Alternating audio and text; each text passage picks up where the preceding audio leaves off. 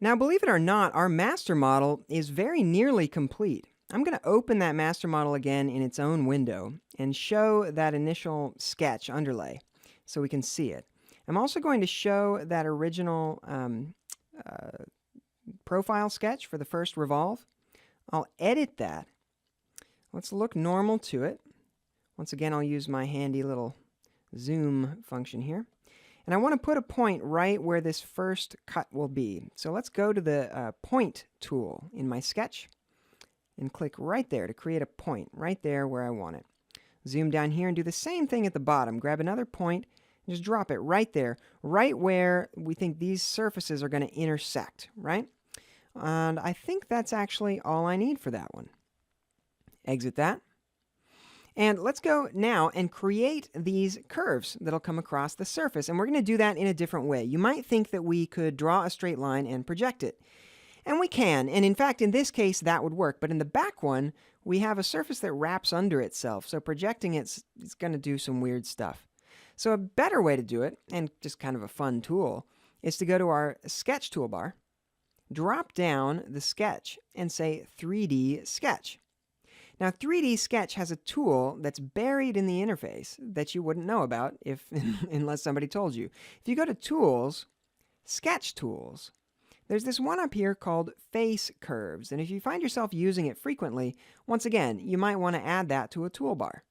So I'll grab Face Curves here, select this face, and you see we have two different colors of curves it's creating, blue and pink. Over here we have two check boxes, blue and pink. Guess what those do? I'm going to turn off the pink ones and make sure we're doing position, not mesh.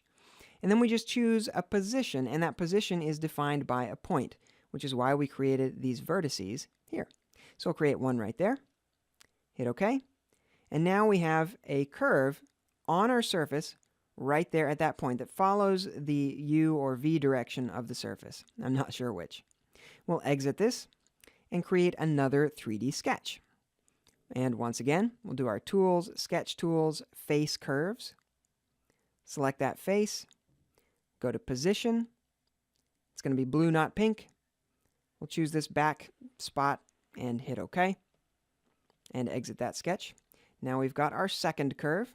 And then finally, if we look on the right view, actually this bottom piece is supposed to be cut off, you'll see right there. So we need one more in the other direction. Let's go back and create one more 3D sketch.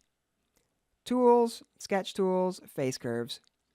And I'll grab the same face, position, this time pink, not blue. And if you click on the surface, just click once and let go. It'll let you move your mouse up and down to define a location. Click again to drop it. Once again, don't drag it or anything. Just click on the surface and it'll move with your mouse, and then click again to define where it is. And that's putting a curve right where we want it to be. Hit OK. That looks pretty good. Exit that sketch. And folks, we now have a master model. We're done.